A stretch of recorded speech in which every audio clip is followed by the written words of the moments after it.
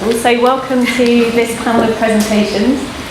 This morning we've got 3 presentations lined up for you, and then we'll have some time for Q&A at the end, so do save some good questions to the speakers.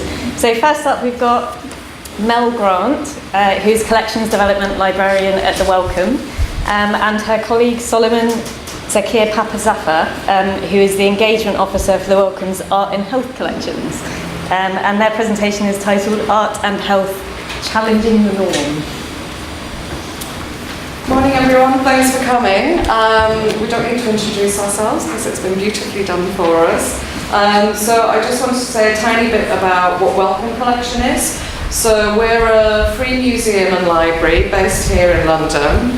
And our vision is to be a place that brings together medicine, science, life and art, and really challenges the way that we think about health. We're not an art library, but we have a visual material culture collection, which has 250,000 items in it, the majority of which are artworks. We also have a large collection of printed material, such as exhibition catalogues, where there's a clear link between art and our vision.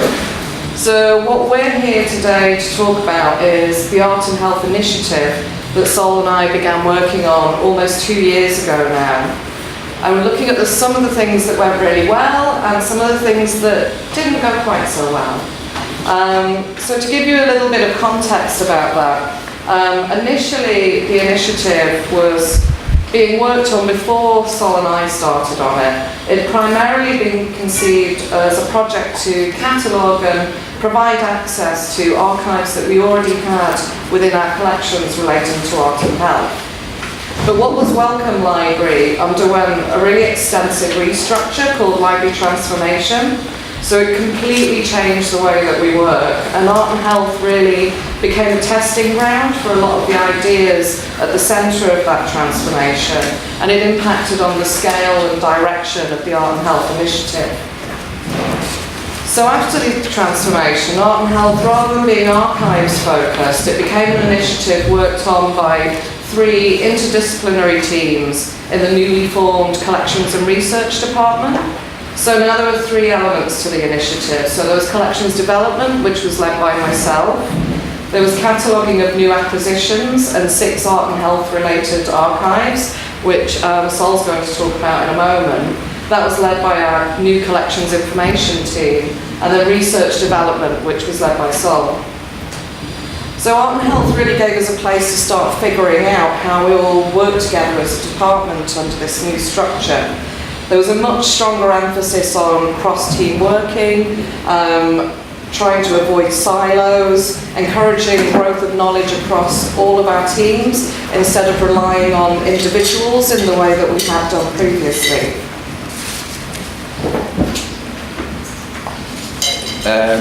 So to give a little bit of a background, Wellcome's Art and Health Collections are a grouping of 6 collections of artistic and archival material created in healthcare contexts. Material generally falls into 2 categories, artwork and archive. Artwork includes the Adamson collection, which is over 5,000 paintings and drawings created by residents of Netherlands Psychiatric Hospital in Surrey. The immense idiosyncratic collection of Audrey Amis includes oil paintings, journals, food packaging, scrapbooks, all created throughout a turbulent 60-year period. And the delicately hand-stitched fabric books of Alexandra were the first artist books collected. On the archival side of things are the records of organisations such as Arts for Health and the MAP Foundation, which facilitated and researched artistic engagement to encourage self-expression, recovery and well-being. This material highlights the surges and cuts in arts and health funding throughout the 80s, 90s and early 2000s, and really shows that history repeats itself. The collections generally are diverse, insightful, personal and powerful, raising complex and challenging questions about art, identity, value and power. So here are some of the themes that had originally been set out for the Art and Health Initiative. So we're not going to read through all of the themes, but just to point out that as time went on, it was expressions of lived experience of health that we became really focused on. So when I was thinking about that in terms of collecting, I had to decide what we meant by art in this context. And I decided to actually keep that definition really open, and I started to think really of creative expressions as a way to kind of negate the connotations of format that often came with using the terminology of art. So this allowed us to really look holistically across all of our collections and think about what would really add value to them and what would help us represent a diversity of lived experience of health, regardless of what format that material was in. And so crucially it allowed us to move into some new areas of collecting. So for example, we're now collecting zines. So we've got a really amazing, thriving collection built by two of our librarians, Nick and Lucia, who did a cataloguing workshop some of you might have attended yesterday. In particular, we're collecting zines, so personal zines, because they express a lot of things like health, gender, sexuality, and they're really incredible, and they enable us to bring more than just the academic or medical voice into our collections in a really creative way. And we also started to collect artist books. So Sol mentioned Alexandra Georgiou's book. She donated 2 books to us in 2015. And these two, so it's the one in your bottom left and the top right. So that's The Dowry and 405984449, which was Alexandra's hospital patient number. So these are 2 books about her feelings about loss of femininity and agency over her own body that came with her treatment for breast cancer. And we kept them when she approached us, but they weren't pursued any further at that time. But these 2 books were prioritised for cataloguing as part of Art and Health. So it really opened the door to kind of think about collecting more artist books. But within the new structure, because we have to be a lot more audience focused, I had to get evidence basically to see if there was an audience for this kind of material and see if we could do something really interesting with it. And that's where Sol came in. So I was brought in to fill a new role, engagement officer, to engage new and diverse research communities. The remit was pretty open, but the key expectations were that it all had to be sustainable and meaningful, things that are really difficult to achieve in the 18-month time frame that was given to me, and also just with one person. But happily, I was encouraged to be really experimental and to learn from successes and also learn from things that didn't quite work so well. I decided to go with a partnership model. And this meant building long-term, mutually beneficial relationships with specific organisations. I prioritised Bethlehem Gallery and Outside In, who both work closely and support artists affected by health issues or barriers. I also worked with the British Association of Art Therapists to develop a research interest in our collections amongst practising art therapists. And I also reached out to the Arts in Health academic research community through networks such as the Early Career Researcher Network, to complete a nice triangle of different perspectives.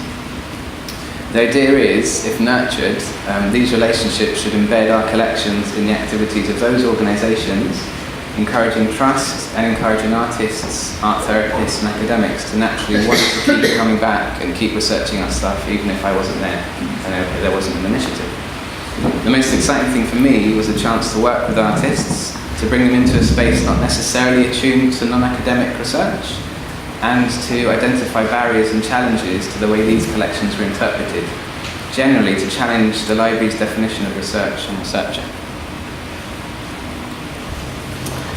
So one of the ways we did this is that me and Mel created a workshop together. The workshop was called What Seems to Be the Matter, and it was a hands-on exploration of health, body and illness through artist books. We brought together a range of participants, including artists, students, art therapists and librarians, to learn about artist books and to create their own. This workshop enabled us to promote material in our collections, to develop new external relationships, to acquire new material which was produced as part of the workshop, and it's also helped us to begin to think about how we might document these kinds of events in the Wellcome archive. Because in the past, we've been much better at capturing the activities of external organisations rather than our own. So this event for me was really invaluable because it enabled me to see how people reacted to the artist books, how they engaged with them, and continue to do so even after the workshop. So we know that there have been new artworks created as a result of the workshop. We know that there's been new academic work done as a result of the workshop as well. So it gave me that concrete evidence that I needed, that I could take back to my team to help establish a future for this kind of material at Wellcome. And generally, the same can be said for the wider engagement programme. So there were broadly 3 positive outcomes from a year and a bit of research development work. So the first was broader research outputs. The main vehicle for getting the partnerships with Bethlehem and Outside In going was an artist-researcher collaboration. So that involved facilitated introductions, orientation and research support for artists. What I didn't expect was how some artists really took to the challenge. Many of the artists became regular fixtures in our rare materials room and produced work in response to their research week by week. To give a few examples of final outputs, the words of patients from a 1960s hospital were embroidered into a wall hanging and were treated to a history walk of the former site of a psychiatric hospital led by the resident of a nearby hospital.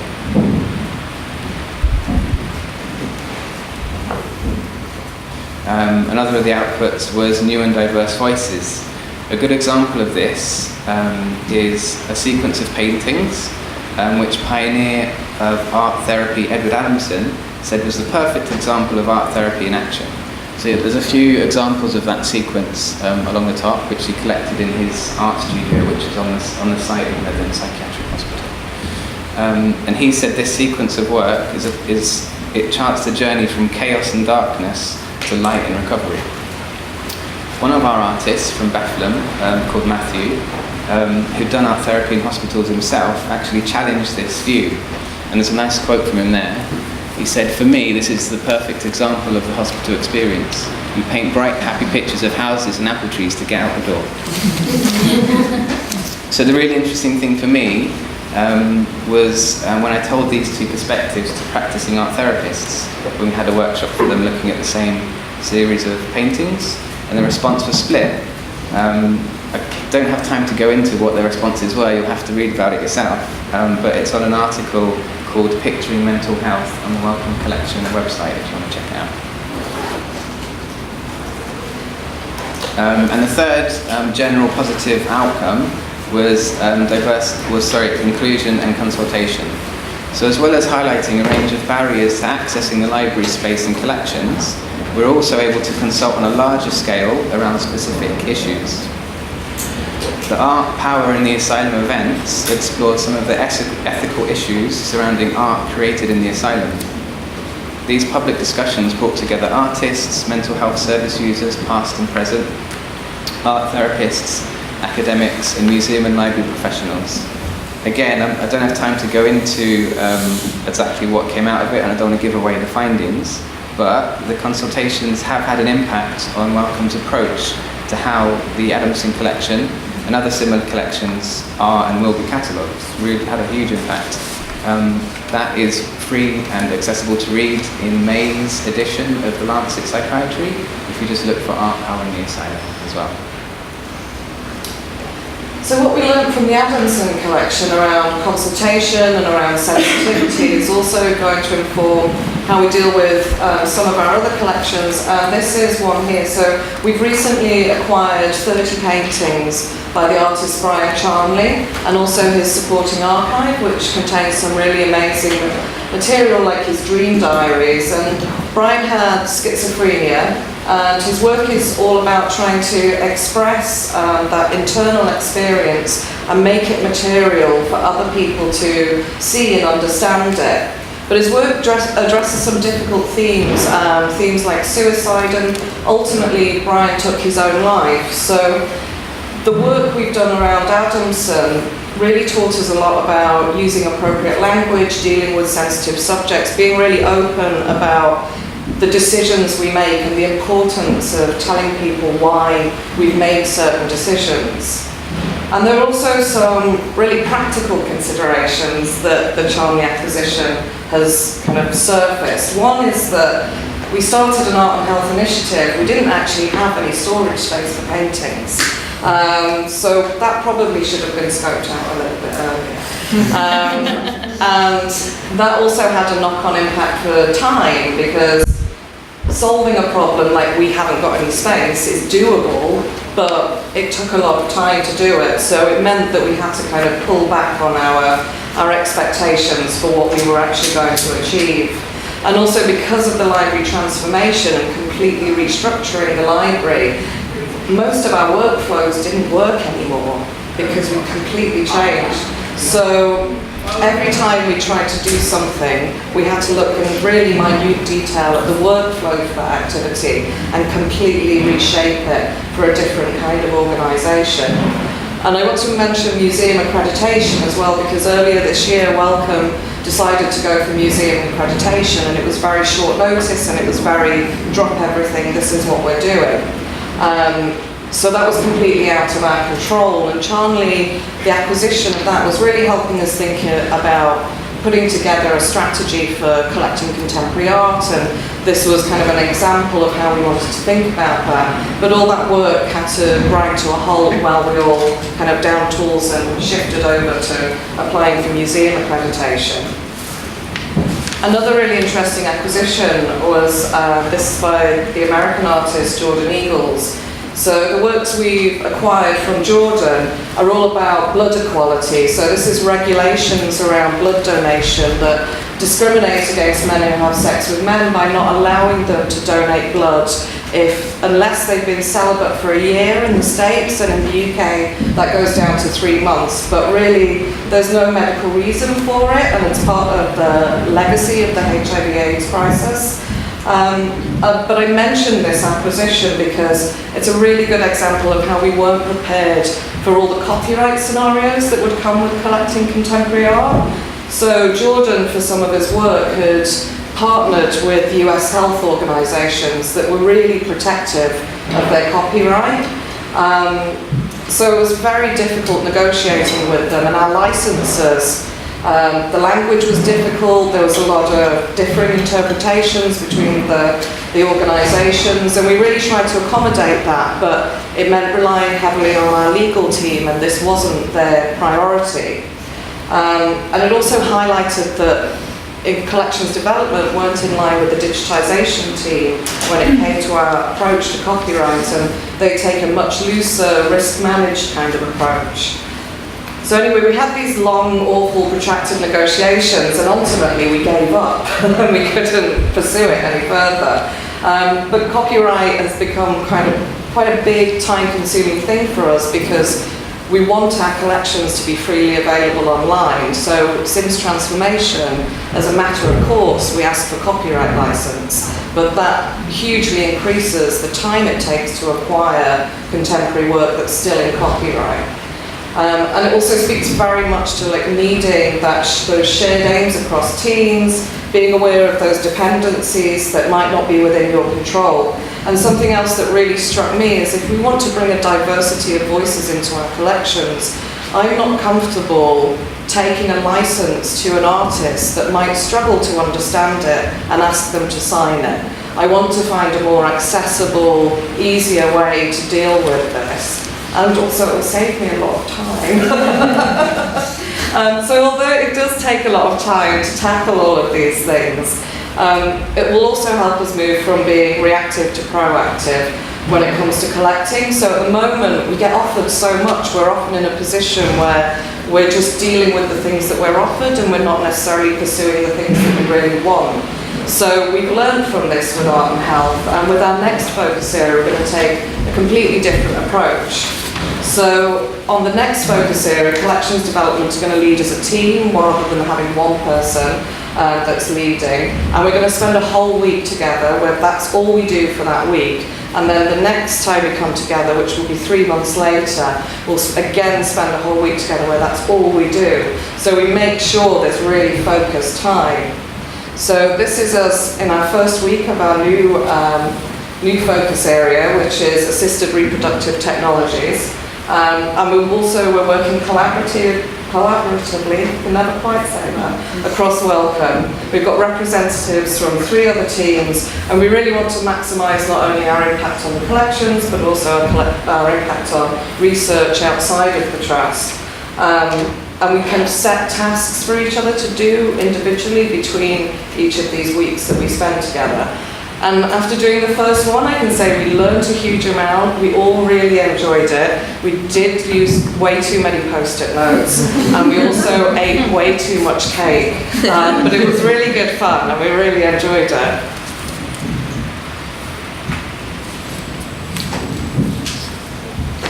Okay, so it wouldn't be very authentic of us to stand here and pretend everything worked beautifully the whole time. But identifying and responding to challenges was an incredibly important part of what we did, as Mel's mentioned. So I think engaging with uncatalogued material presents opportunities, but also a significant set of challenges. We hope to use these first research projects to inform responsive cataloguing, so to create a lovely feedback loop from pioneering researcher to cataloguer. However, it turns out that responsive cataloguing requires a lot more preparation and focus than anticipated, and we quickly realised it was going to be something that could only work on a very limited level. It was also a constant challenge to balance other teams' priorities with our own enthusiasm, especially having to wait for things to be catalogued or digitised. A lot of the time we had to figure out quick fix workarounds, and sometimes plans had to be abandoned altogether. Last one. So, the Art and Health Initiative wasn't a magical journey of pure joy, but looking back, we have to be honest, but looking back, we've come a long way and we've actually achieved a lot, and we're still learning. The key thing has been to face challenges and to learn from them. We've taken risks and done quite a few things for the first time, even though it meant we weren't able to achieve as much work as we could have done. In the long term, it's empowered us to plan new and exciting things for the future, things we wouldn't have been able to have planned otherwise. Along the way, we've worked with some amazing artists and have challenged and inspired us to think and work differently, and given us new and amazing perspectives on our material. And a lot of what we've done is still a work in progress, but it's a beginning, not an end. But it does feel like the circle is now closing, and research development, collections development and collections information are now working closer than ever, and I look forward to more of that from now on. Thanks.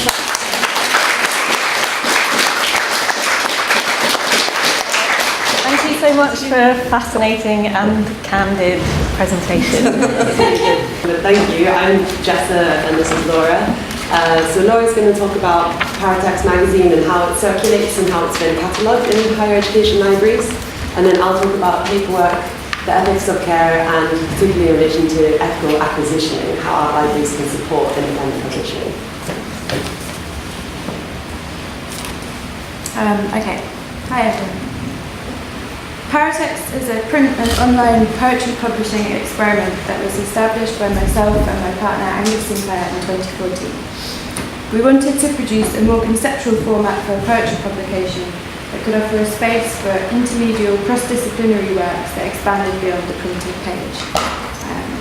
The magazine was inspired by a simultaneous engagement with Jared Jeanette's book Paratext, Thresholds of Interpretation and Beginning Library Cataloguing.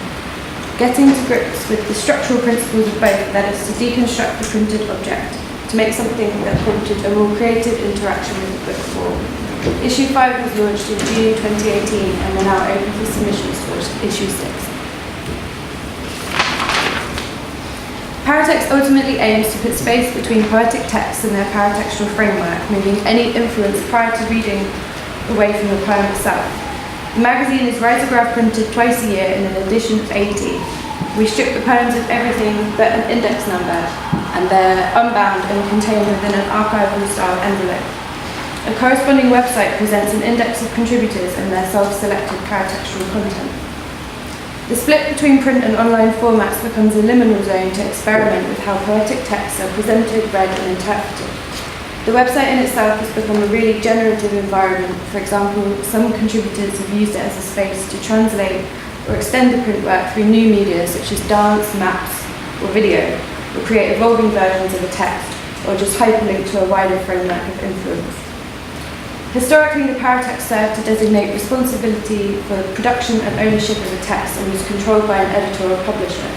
It's central to the philosophy of our magazine that we give the paratext over wholly to the author, allowing contributors to provide as much or as little detail as they wish to direct or not their own readings of the printed text. This establishes a new dynamic between contributors, editors, and readers that is more collaborative. We really rely on the personal relationships that we build up around our own engagement with the poetry community to share paratext with others, for example, by going to readings and festivals, and this is reflected in the people we end up publishing and who attend our own events. The experimental small press poetry scene relies very much on reciprocity, and these connections accumulate to forge what Delphine Bedell has described as a community imprint. Paratext sits alongside publications such as Zarf, which is a zine, and Databead online, which is online, among others. We often share the same contributors. And one of the main ways we keep in touch with this broader network is via social media. Our Twitter account, that you can see a screenshot of, serves as a channel for exploring related work and connecting with others worldwide. If you're interested in artists, books, experimental or visual poetry, or art and language in general, this is turning into a really unique and useful discovery resource. We also invite all our contributors to read at live launch events in London, and this is another great way to strengthen and make new, meaningful relationships with our audience and contributors. In terms of logistics, the magazine was funded entirely off the back of seed money in the form of a tax rebate I received in 2014. And each issue is subsequently paid for the next.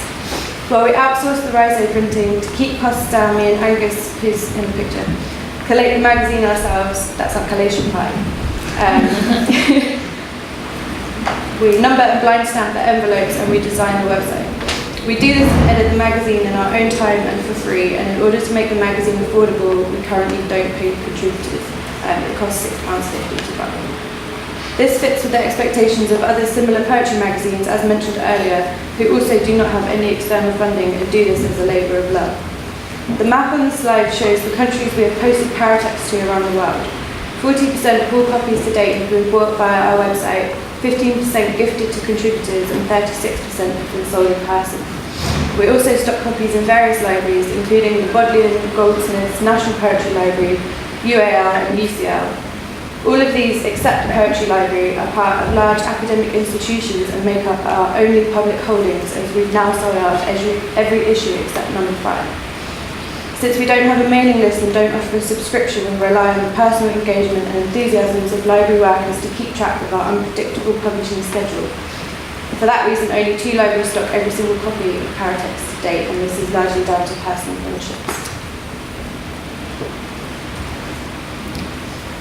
Considering how paratext was a project that was born out of engagement with library systems, I'm interested in how it's been re-ingested back into the library network. Comparing the way different libraries have catalogued, classified and displayed paratext can be useful in examining how library practices impact upon the visibility of independent publishing communities more broadly. For example, UAL and UCL both hold paratext as part of their special collections, Chelsea with the rare journals and UCL with the little magazines collection. At both institutions, readers must make an appointment to view paratext in a reading room, so how would anyone actually know to request it? Paratext is the 6th result in UCL's Library Catalogue Explore, but there are no subject headings to describe it, and there is no mention of the corresponding website on the catalogue record. In essence, it represents only half of the magazine. Liz Laws from UCL has assured me that whilst it's unlikely paratext would have been requested by the reading room, it's more likely to have been used in planned object-based learning or handling sessions as part of the curriculum. For example, in the small press drop-in session with students from the Slade School of Fine Art as part of the annual Small Press project. By contrast, paratext is the first result in UAL library research. It's described as a periodical, has a note that it's semi-annual and unbound, includes a link to the website and also a summary note taken from an event description that we posted for one of the launches on the Poetry London website, further linking it out to a wider contextual view. As a further example, Goldmiths put paratext on the open shelves, the back issues in a box file among the periodicals, and the current issue will soon be included in the display in the Art Journals room. Catalogued within the conventions of a continuing resource, the catalogue record is minimal, but it's more likely to be discovered by chance, by association, or by browsing.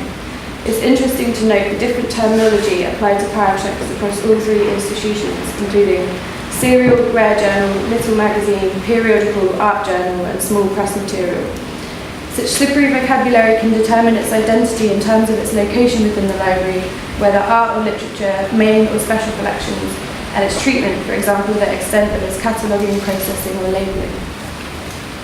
I believe that the application of cataloguing and classification to texts within the library environment constitute an extended paratext insofar as they, in Jeanette's terms, define or modify its meaning in one way or another by means of the convergence of effects. For example, how does the term little magazine resituate paratext within a specific historical narrative? How is this transfigured by its incorporation within contemporary visual arts collections? I'm interested in how the collaborative space that we set up in our magazine could extend into library paratexts. What constitute the thresholds of the library? I think the zine cataloguing workshop yesterday really touched on that and is quite optimistic. Bearing in mind the context paratext came out of, a culture of reciprocity, free labour and friendship, small print runs, tight margins, limited audience and access, we have a responsibility to ensure this community is represented fully and authentically. As editors, we've deliberately included cues within the magazine that help the item to describe itself. For example, we include a title sheet that states the publisher, location, date, and has a descriptive statement about the corresponding website. As library workers, we need to look closely at the terms these independent publications use to describe themselves, as it can modify their meaning within collections. Neglecting the online aspect of the magazine, for example, could be seen to delete the index, anonymise the printed work, and deny the identity and volition of our contributors, which creates a very different threshold encounter than we intended. Whilst the item itself asserts this, it loses agency when veiled behind library systems or structures and could potentially be obscured entirely. This is one of the necessary sensitivities of our project that need to be considered as part of its library care. And this has implications for the afterlife of scarce resources such as small festivals.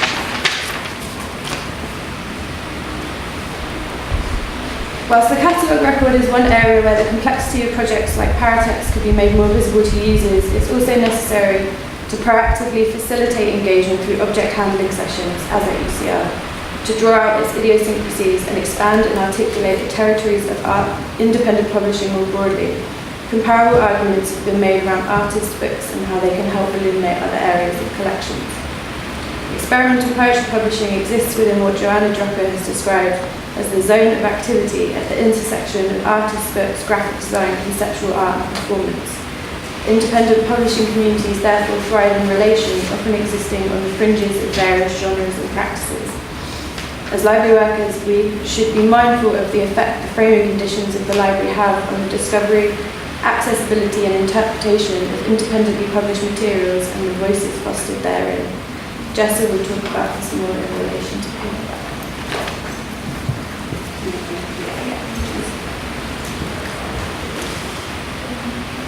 So paperwork is an event and print art writing publication. So it's self-published. I wanted to say a bit about art writing. I graduated with Catherine Smiles, who I run the magazine with, from the art writing course at Goldmiths. And it's writing that really considers its form and its content. So if it was to be on the page, you think about the negative page, the font, the spatial aspects of it. Or if it was going to be a text to be read out loud, it would have audience, address, duration, all built into its form. So yeah, the intentionality is quite important to it. Paperwork encompasses three elements. We've got the print magazine, events as publishing, and collaborative reading groups. For our print magazine, we work with designers, STSQ, and we consider the print and the events equally weighted. We publish artists, poets, writers, and for our next issue, which is upcoming, we've also got Darky Fiction. They're a South African pop band. Our events have taken place at galleries, Jupiter Woods in London, Spike Island in Bristol, the Lighthouse and Old Hairdressers in Glasgow, and Never Read at Art Book Fair Basel. For our upcoming issue, we're going to go to Primary Nottingham and Surf in Leeds, and we're also going to have an event in London. So we set our paperwork in 2013, and we're currently working on our third issue. After the first 2 issues, our model has changed quite drastically from a self-published DIY project to a publishing project that really considers its politics and its structure. Each issue has a theme. The issue of our next one is Iwini Lipsing. It's about the politics of queer translation, touching, rubbing languages and not translating as a political act. As editors, we occupy the space of not knowing, as we cannot possibly know all the languages and registers and dialects of the submissions that we receive. It's pretty experimental, so we're introducing this idea of editing as art practice. For Iwini Lipsing, we invited DJ Lene Denise to contribute with the Mixed Mode playlist.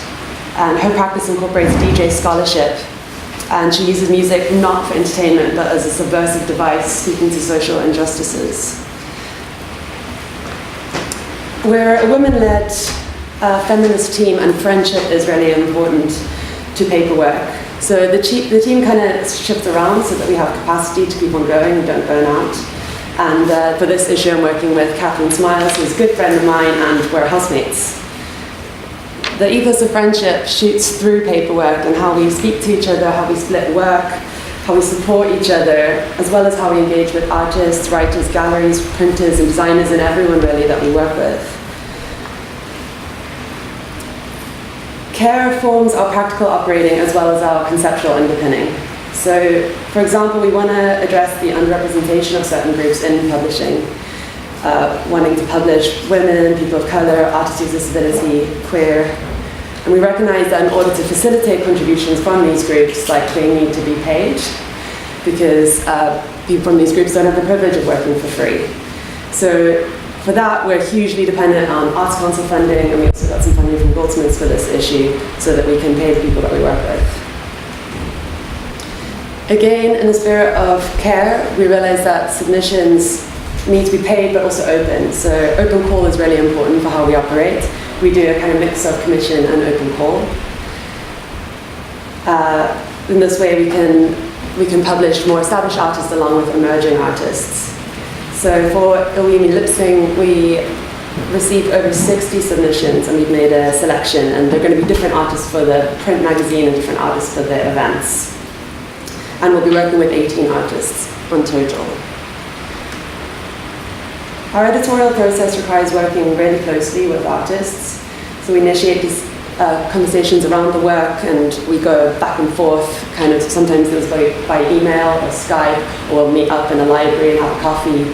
It kind of depends on how different artists practice. Like writers, I guess artists are more comfortable with studio visits, whereas artists are quite, happy to have annotated PDFs. So it's very relevant for Iwini Lipsing, the next issue. One of the submissions is entirely in German, and I don't speak any German, and neither does Catherine. So we're having to do this very conceptual editorial process where we're asking a lot of questions, we're reading something we don't understand, but we're trying to get something else out of it, and we're asking things, and there's a lot of trust that's built up in that relationship. So in that way, we literally are not knowing and can't know and can't colonize that work in this way. So it's embodied in our editing as art practice.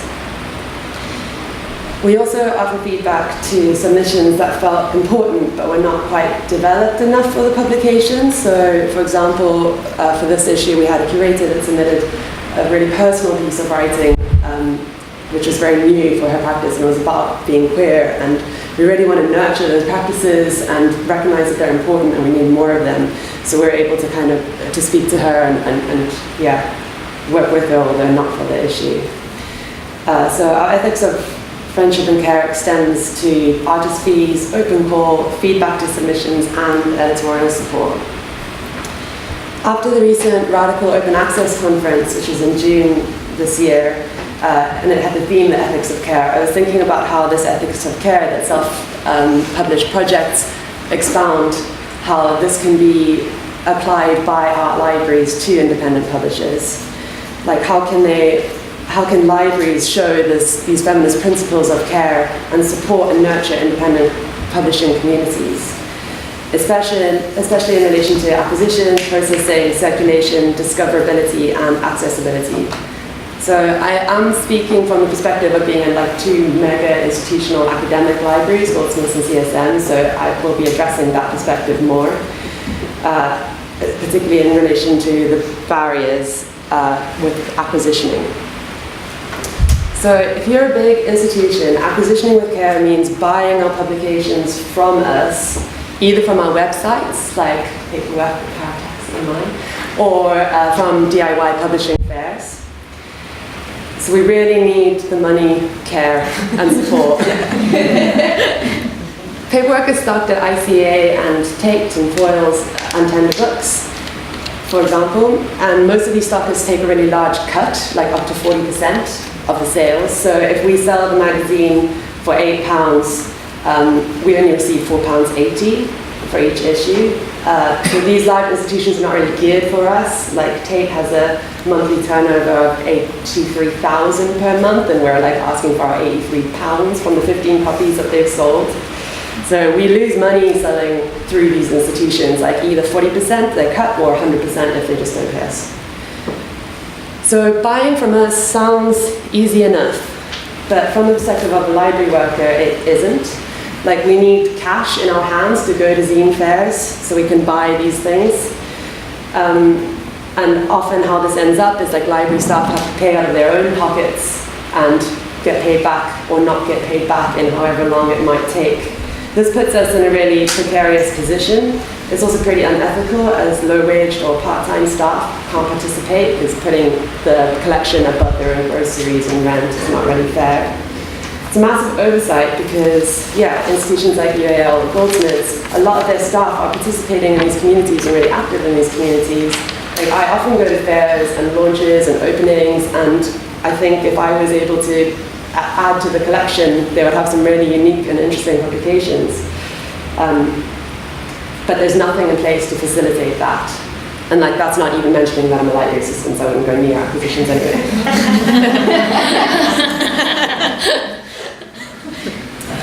So if it's not possible to buy from us, which I really think it should be, then please set up an independent bookstore as a supplier. So Housemans or Tender Books, those are good examples in London. So although they take a percentage of the sales, at least libraries are literally giving their money to the DIY independent publishing community and supporting us in that way. Obviously bookshops are really important to us. Acquisitioning with care is never buying from Amazon. I wanted to make an actual slide that I thought it was ruining the aesthetics. So I would give them that airtime. Yeah, it sounds really obvious, but we get these workflow charts and we're told that we can't buy anything if we can buy it online cheaper, or so we obviously look at Documenta, we look at Arts Bibs, then we look at Amazon. And this is really unfair because in practice it means going to independent bookshops, looking at their curated collections and exploiting that for a really horrible model. We all know Amazon is totally unethical. So this is not acquisitioning with thanks, love, or care. Libraries need to buddy up with independent bookshops that feed our communities. Something we wanted to introduce for Paperwork Issue 3 is a sliding scale pricing model. Pay what you can. So this means greater access to people who can't afford it, and also we're hoping that institutions will just pay a bit more. This means, it facilitates cooperation in the community. For example, for our second issue, University College London bought a copy for their collection, and because of that payment, we were able to donate a copy to Live Art Development Agency, which is like an open access, publicly accessible reading room. Bigger institutions, should shoulder these costs. And donations are lovely, but they should be reserved for public and community organizations. Acquisitioning independent publications ethically also considers the wider community and access. So many institutional libraries such as CSM are not open to the public, but paying a marginally bigger price. I'm literally saying like pay £10 instead of £5, like you can afford it. Like that would allow us to give a copy to like Innova or an organization that doesn't necessarily can't afford to buy it. Another form of money care is commissions, like pay us to come in and do stuff in your libraries. Especially at higher education institutions, there are like quite a lot of money pots around. There's Annie Fund, Teaching and Learning Fund, research grants. Myself and my colleague May Warren recently did this series at CSM where we got the Teaching and Learning Fund, and we were able to pay zine makers to come in and lead workshops with our students. And actually Kirsty was one of the zine makers who's in the room. And this money, again, it actually does aid access, because although CSM is not accessible, if we're being paid to come into your institutions, it means that we can do free workshops like the Feminist Library, and at public organizations. So, by paying us, you facilitate access in ways that may not apply to your institutional collections.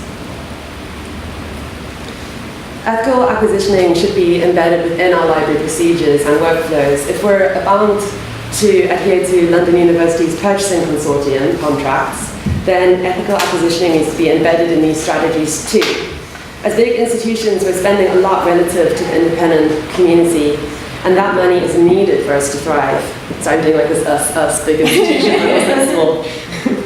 So at the moment, small press acquisitioning is a guerrilla librarian activity where we make ourselves precarious, taking on risks, spending our own money without knowing if we paid back. And also, as we heard from Wellcome Collection, ethical acquisitioning takes time, which we're not allocated enough of our wage day to facilitate. So caring for independent publishing is a staffing issue. There's a lot of throwing around of this term diversity in big institutions, but there's not any acknowledgement for the kind of practices that we need for diversity to thrive. It feels like diversity is only hot when it's making money, not costing money. Yesterday, perhaps Kirsty put a quote up during her presentation, but I think it was Trevor Fawcett, who said, an art librarian has all the attributes of a creative practitioner. Publishing is a creative practice, and we hope that by exploring the conditions of our own magazines as case studies from the vantage point of editors, publishers, writers, and workers within art libraries, we could draw out a critical perspective that bridges the two. It's very much a conversation, and we'd love to speak to her about it later.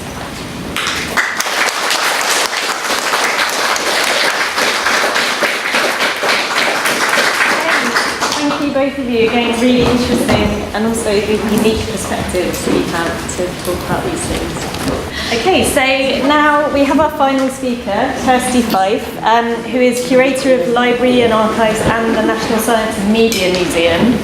And her presentation is entitled Not For You, The Ethical Implications of Archiving Self-Publishing. Okay. Thank you everyone, and thank you to ARLIS for having me today. Here's a quick overview of what I'm going to try and talk about today.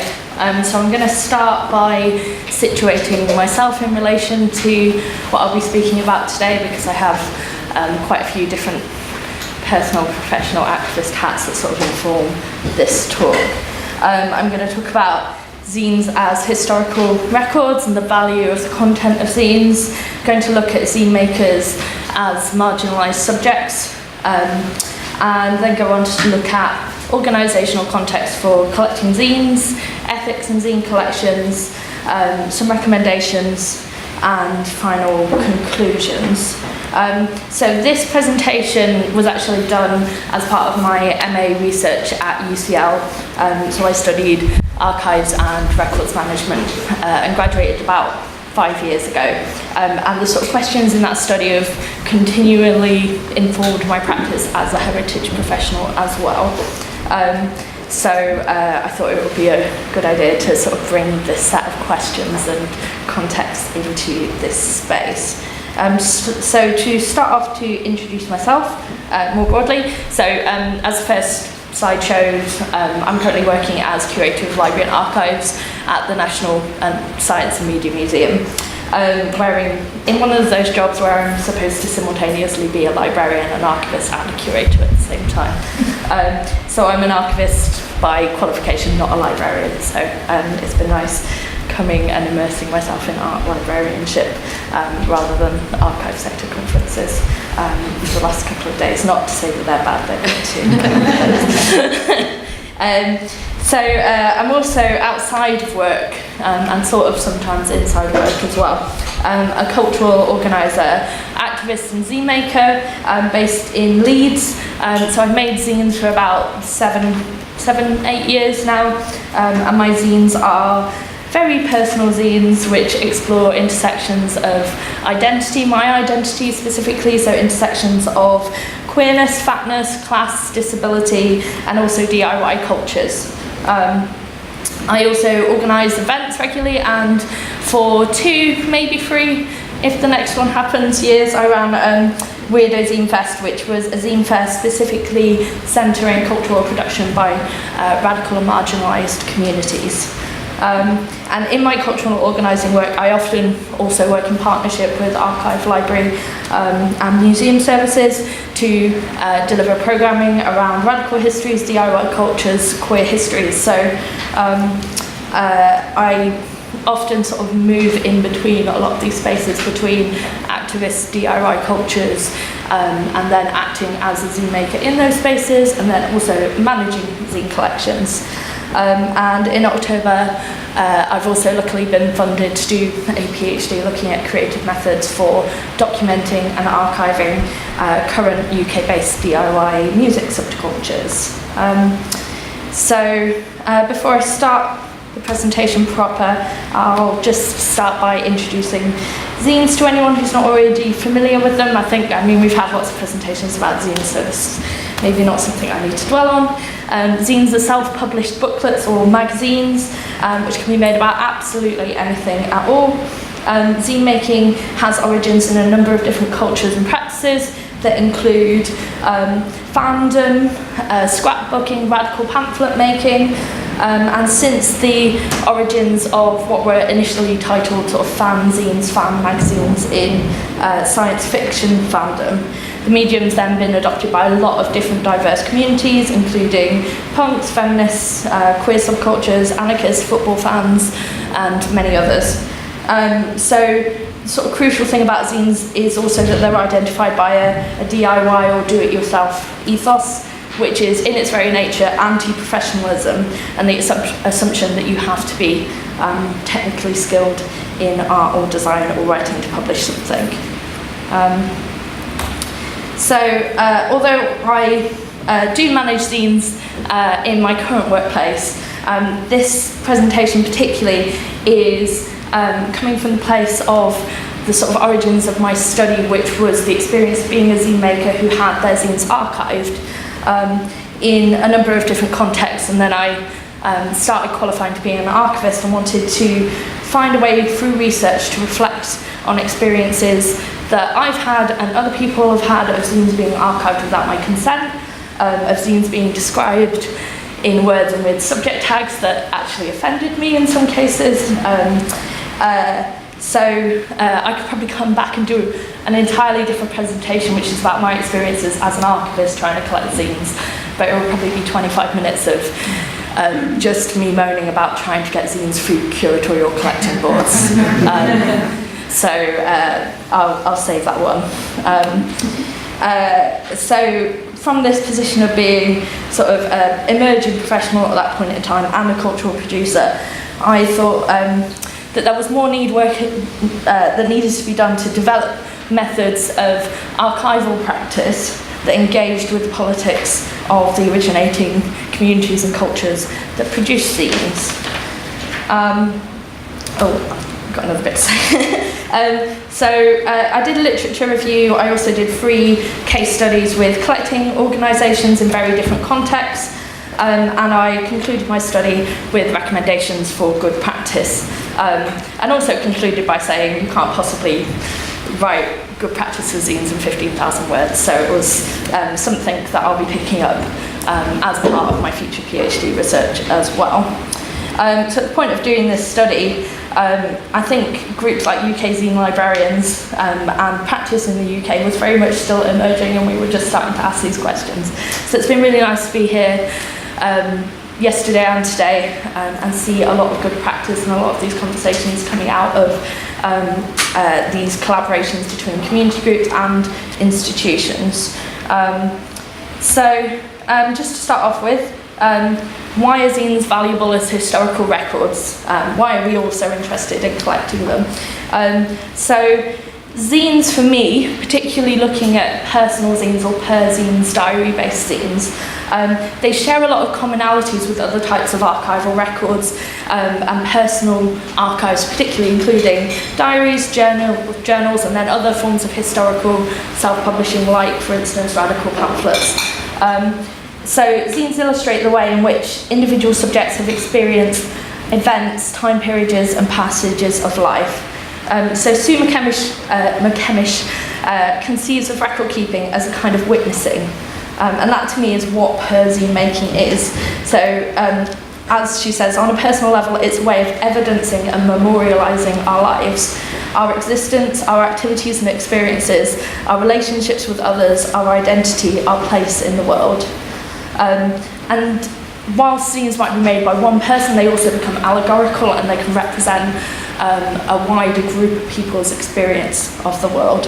So as McCamish says, this evidence in me also becomes an accessible part of society's memory as a whole, experiential knowledge and cultural identity. So as well as being evidence of me, it's also evidence of us. So zines also crucially hold a lot of value for current activist organising, for current communities. So one of the things that came up in my study, particularly with interviews with Queer Zine Archive Project, who were one of the collectors that I interviewed, they talked about the motivations for creating this collection being about essentially experiences of being in the same room in activist conversations where over and over again we're having these same conversations. And as they said, we kept looking at each other and looking at some of the other folks in the room and saying, this is in a zine somewhere, I know someone wrote this. So this sense of not needing to reinvent the wheel with activist organising. And zines are often used to share testimonies, perspectives and histories of those who often go underdocumented in formal records, or might be perhaps pathologised or oppressed by more formal records. So Stephen Duncan refers to zines as illustrations of difference, which is something that I see a lot when I'm at zine fairs. So for me, zines are spaces which allow reflection and exploration of identity, culture, history and experiences, particularly from radical and marginalised communities. And often the motivation for making zines in the first place is because it's not written down already, or because you're isolated and you're trying to find other people with similar experiences, or you want to express frustration at not fitting in one space or another, and to build community through that. So zines can thus be understood as marginalised subjects through identity intersections and common experiences of oppression.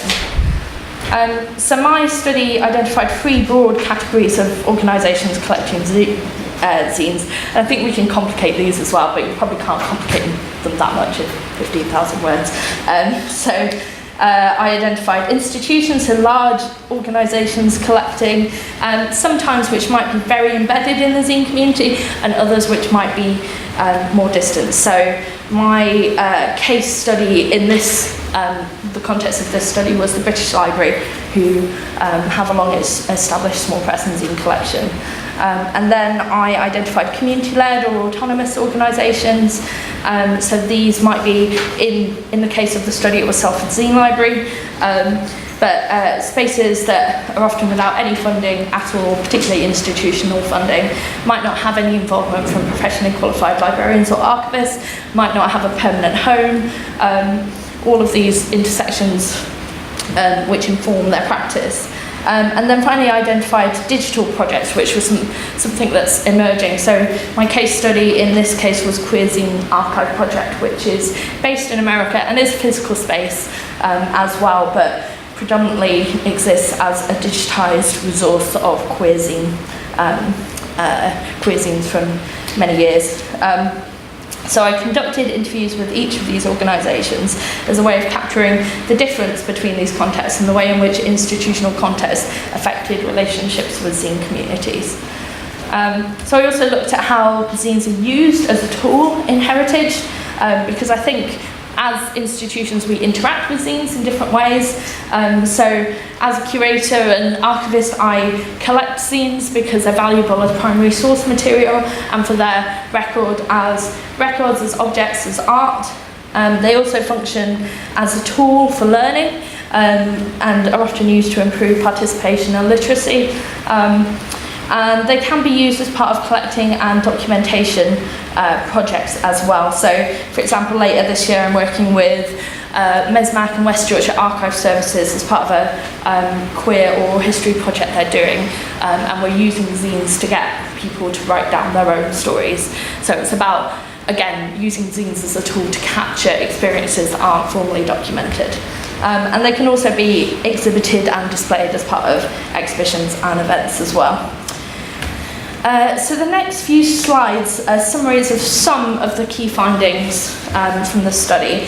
So one of the things I found myself reflecting on a lot throughout the process of this is this sort of position of insider-outsider positioning, which comes out of a lot of research into DIY cultures, particularly when it's done by people who exist in DIY cultures as participants and as part of communities anyway.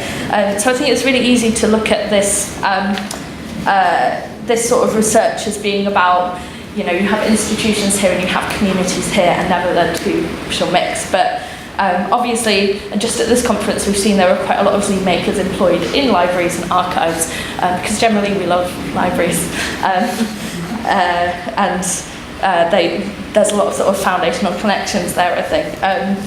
So these relationships also affect the dynamics and the relationships between communities, because if your librarian is something that's already is someone that's already embedded in a community, then that will change your ability to interact with a community as a starting point. And since I completed this study, there have also been groups like the UK Zine Librarians Network building up, which is a group which brings together people working in these community-led contexts, people who are institutional librarians, people who are zine makers, people who are all three of those things at the same time. And I think that is a way in which to sort of bring people together that occupy these multiple roles. And one of the sources that I looked at in my study, in my literature review, was also a zine itself called Archiving the Underground, which was put together in 2011, I think, in America. And the authors of that zine conceive of an intervention by underground cultural producers in the academic project of archiving and academicising the subcultural practices in which we participate. So how do we conceive of a relationship between cultural producers and academics towards a mutual benefit? And also one that acknowledges that we often occupy multiple roles in this conversation, in these conversations, and that sits in the contradiction of the university as a regulatory institution and a liberatory project. So rather than go through each of the interviews in great depth, what I thought I'd do is just share some of these recommendations of best practice that came out of those 3 interviews. And I think some of these have been explored in other contexts by other speakers at this conference as well. The first one that came out of pretty much all of the interviews that I did was practice around consent with collecting zines. So I think this has been brought up quite a lot already, but it's not always possible to collect consent for collecting zines. So for instance, I've been in contexts where we've just been offered a big zine collection itself, and we've been offered a zine by a collector rather than a creator. But we are often also people at fairs collecting zines, buying things there and then. And those points of conversation, those points of interaction right at the start with creators are really crucial with building these relationships. one of the recommendations or several of the recommendations that I made as I was coming through this are about asking questions before acquiring, so speaking to people and having that dialogue at the point of acquisition. So things like who created the content of this zine, introducing yourself as a representative from an institution, even if you're also, so I sort of talk about wearing multiple hats, but if I'm at a zine fair, I might have a table, but I might also be buying from my institution. And for me, it's about saying, I'm here with this hat on today, and talking to people about my institution and how it is relating to zines, how it's building a collection.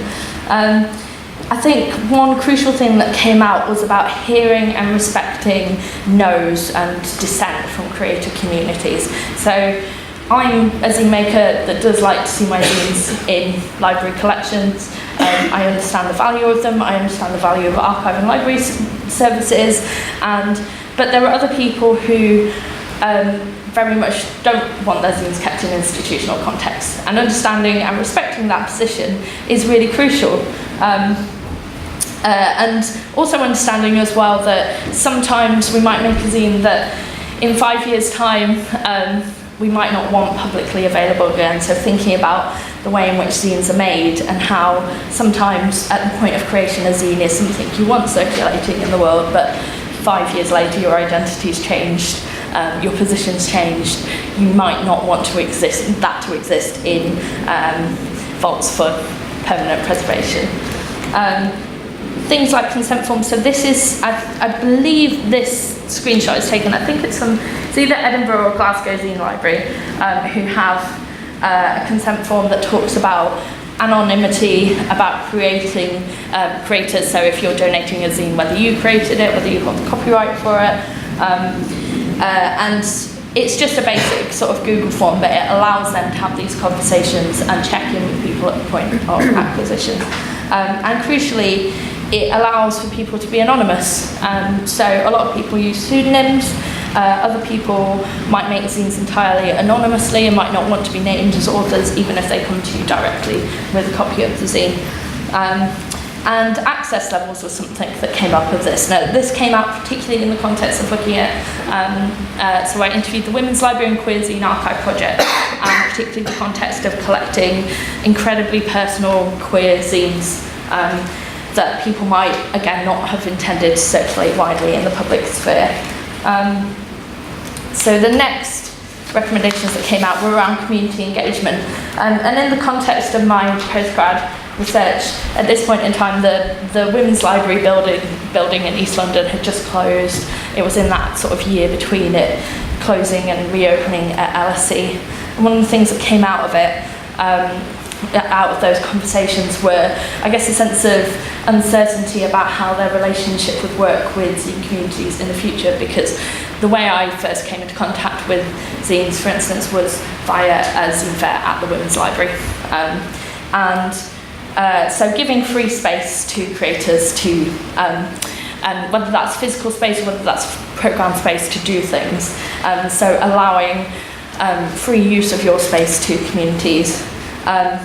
Jessa also already brought up paying people for the work that they do with you. It's great to be paid to do zine stuff in a professional context. I would recommend that as practice in general. And similarly to me, I work in an organisation with very little budget, and it's about thinking creatively about how we can access funding and grants. And having a pre-existing presence in community spaces before developing collections. So not just suddenly appearing at the point when you want to develop collections. And that came up particularly in the context of the Women's Library interview. And as professionals, also providing support to these community-led and online projects as well. Even if that's, I occasionally, probably shouldn't say this, but sometimes I sneak out a massive free box or two and give it onto a community-led project in my local area, because it's something I can do. And also in that context, I can have conversations. So conversations about cataloguing, about storage, etc. Just when people need it, when they come to you for help. So just whiz through these last ones. One of the things I'm going to be really interested in my PhD study is also about how we preserve the original creating context of zines. So we often create zines as objects and collect zines as objects, but how do we collect the practices and the networks of zine creating? For instance, how do we collect ephemera from networks? Maybe this is oral histories, correspondence, archives, photographs of Zines Fest. This was a photograph of Weirdo Zine Fest.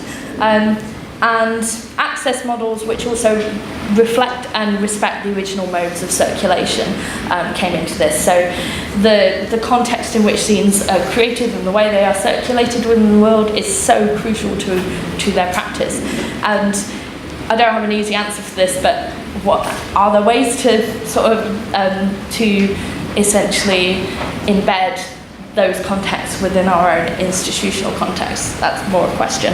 And also collecting technologies and practices, stories of use as well, because zine making is also a practice. I don't know if anyone's taken on a Pritt stick yet or a Sharpie in an archive or museum object collection. I'd be interested to know if they have. But simple basic things like that, so how do you make zines, documenting that as well. And just the final recommendation that I've got is about what, I'm not even sure if this is the word, I've just wrote it down, but deprofessionalisation. So thinking about non-hierarchical practice and the anti-professional nature of zine-making cultures. And this needs to inform the way in which we manage them in library and heritage services too. So for me, as a heritage professional, my experiences have always been that our sector privileges those formally educated in archives and libraries over the creating communities in these contexts. So in seeking to preserve and facilitate access to these materials, we also need to challenge this binary between professional and non-professional, and think about the ways in which we can develop, as the authors of Archiving in the Underground wrote, research methods and methods of documenting and cataloguing and access in this context which foster mutual aid and respect, and which acknowledge that we are the experts of our own lives. So thinking about alternative modes of knowledge and who are the experts in collecting and cataloguing and facilitating access to zines. So I'm sure anyone that's come from a museum background has seen this diagram 20 million times in their life. This is from Nina Simon's book, The Participatory Museum. And this diagram really simply illustrates the difference between a traditional institution that speaks out and speaks on behalf of communities to an institution which is participatory and that acknowledges that process of dialogue is crucial. And I think in the context of zines it's especially crucial because zines are participatory in every way they exist. So no one has authority in zines, anyone can make them. Technical or professional skill is not necessarily valued any more than any other forms of knowledge, and zine creators control the circulation of their own zines. So these principles are in our practice and they should be in institutional modes for collecting them as well. And just some conclusions, which shouldn't even need saying, but zines are valuable, we should collect them. They're great. They're also, I know they're a nightmare to manage, but they're also great and they're really diverse and important, and if we're not collecting them, they might not be collected. Collecting and working with zines allows us to take the time as professionals to analyse our own practices. And working in these spaces requires us to develop these new modes of working in order to develop these good relationships with zine communities that can rely and be built upon practices of consent, ethics, accountability, and ongoing dialogue.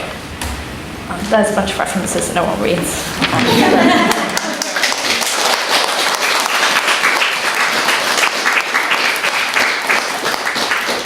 So much, again, really interesting, and I love the unique perspectives that we're getting in all of these presentations. So if I could invite, I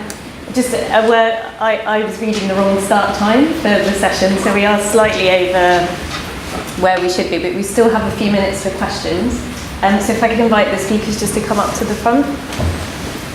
Hi, I'm an illustrator who's recently been kind of delving into zine making and publishing.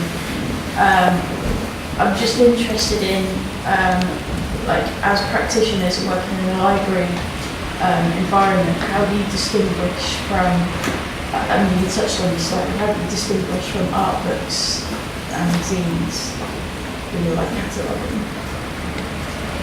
That's not sort of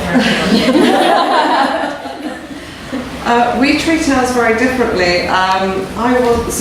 Two of our librarians were here yesterday doing a zine cataloguing workshop. So they're definitely the experts rather than me, because I don't really do the cataloguing. But I think the important thing with zines in particular is that kind of back and forth relationship with the zine community and getting the perspectives of the creators, particularly with terminology, kind of the language that people would like to see used within the records, rather than us imposing kind of authority, kind of top-down language that's come from. So for us, we use mesh subject headings, so this is medical stuff, so it might not always be appropriate. And that is also starting to feed into other parts of our collections as well, so art books and things like that.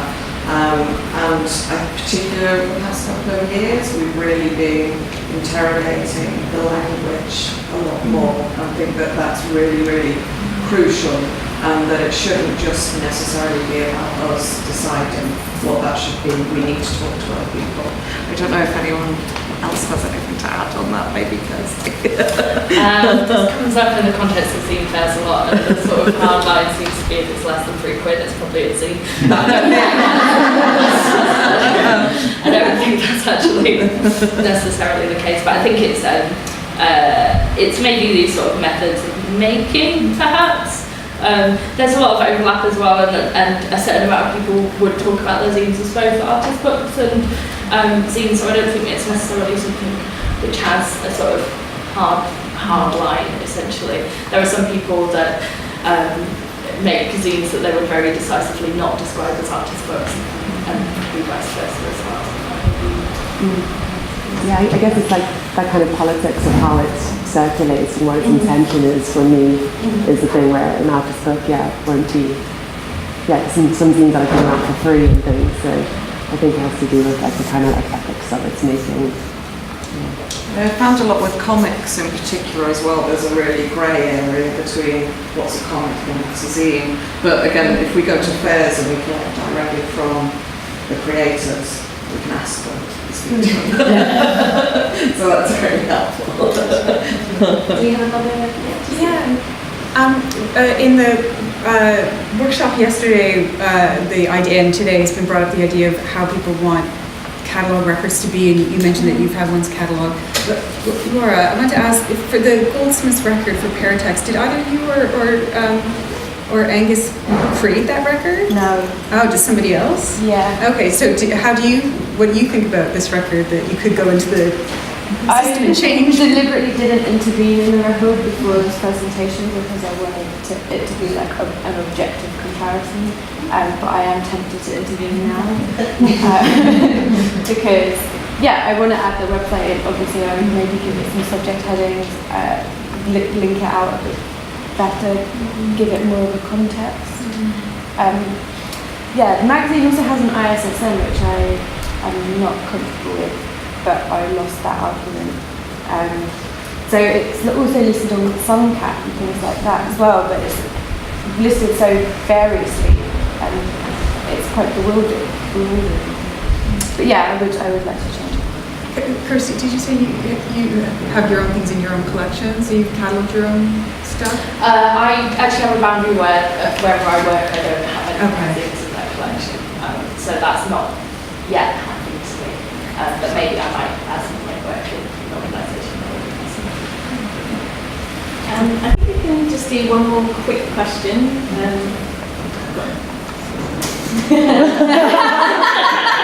Your conference wearing parties, so I think small individual learning.